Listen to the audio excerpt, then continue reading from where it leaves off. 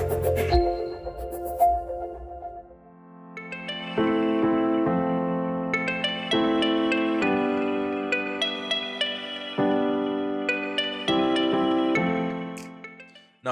a few more properties of indifference curves which are important for you to know.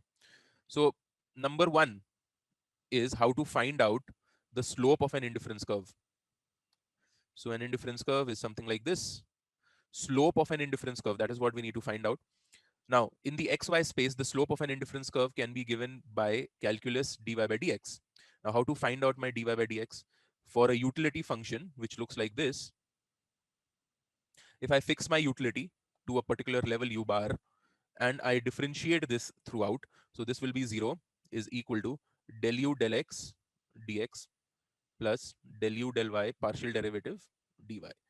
So this transmutes into dy by dx is equal to del u del x by del u del y. Okay. Del u del x is also known as the marginal utility of x, and del u del y is also known as the marginal utility of y. Now, what is the meaning of marginal utility of x? If I increase my x by 1 unit, how much is my utility increasing by? So mu basically represents increase in the utility when the good I is increased by 1. That is what we mean by marginal utility. Okay. So the derivative of the indifference curve is basically minus of marginal utility of x divided by marginal utility of y. Dy dx is minus del u del x by del u del y. Okay. This is the slope of an indifference curve. It's also known as the marginal rate of substitution. Why is it called the marginal rate of substitution? It is the rate at which I need to substitute the consumption of x with y. So in order to keep at the same indifference curve, if I give up some y, I need to get some x in return. So what is the rate of substitution of y and x so that I remain at the same indifference curve? That is why it is also called marginal rate of substitution. It's a marginal rate of substitution. Okay. How much of y I have to give up and how much of x I need in return of giving up of the y so that I remain on the same indifference curve. That is the meaning of marginal rate of substitution. And that is equal to minus mux by muy. Okay. Minus marginal utility of x divided by the marginal utility of y. So this is the slope of the indifference curve. Now, in order to ensure that the indifference curves are convex, you can easily find out d2y dx2, that is the second order derivative of the slope of the indifference curve. If this is positive, it will mean that the indifference curve is convex.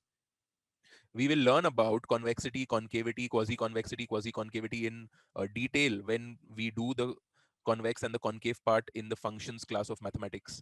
You will be able to better understand about the second order derivative of an indifference curve when we do the convexity chapter with you. Okay. Till then, it is very simple. The second order derivative has to be positive. Okay. The second order derivative has to be positive. Now, in order for the second order derivative to be positive, glimpse of partial differentiation. What do you mean by that? So, if supposing the utility function is x into y, del u del x basically means that I have to differentiate this with only x, and del u del y means that I need to differentiate this with only y, keeping x constant. That is what we mean by partial derivative. Okay. Right. Now, in order to ensure that the indifference curves are convex, you will get a few properties which need to hold. Okay. The properties which need to hold are as follows. The marginal utility should be negative for both x and y. This also gives us the law of diminishing marginal utility. Now, the law of diminishing marginal utility basically is important for convexity. Okay. Also, this basically also means that DMRS is positive. What does this mean is, if MRS was say -3, it will now decrease in absolute values. DMRS dx is increasing basically means that -3 is becoming -2, -1, -0.5, so on and so forth. That is, the absolute value of MRS is decreasing. This gives us the law of diminishing MRS. Okay. The absolute value of the marginal rate of substitution is falling, right? That is, the curve is becoming flatter. The curve is becoming flatter. Here the slope was very high, now it's becoming lower and lower and lower and lower. That is what is happening if it is convex. Please understand this. Okay. So the slope of an indifference curve is given by minus mux by muy.